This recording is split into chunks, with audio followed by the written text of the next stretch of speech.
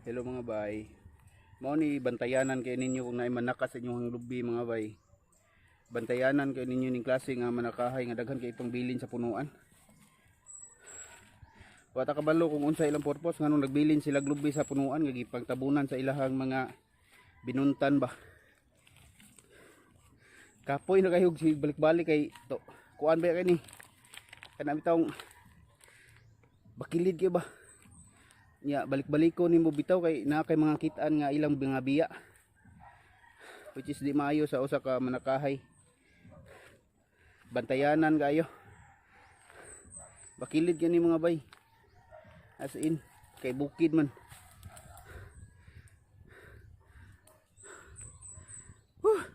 Puyag balik-balik aning mga ilang sinaka nga wa nila gipang tiwas mga bay.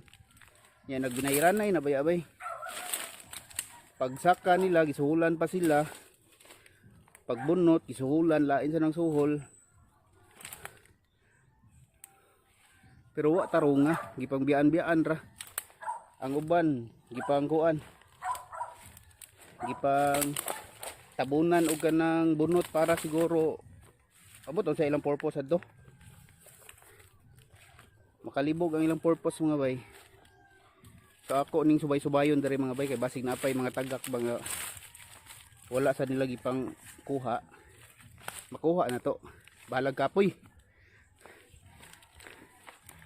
Dugay man ni siya kortahon mga bay pero worth it man sa kayo kay hinaguan gyud ba. Kana bitong gipatuan yung singot.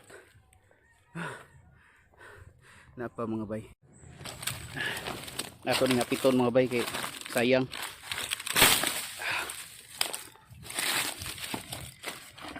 Sayang, may na lang.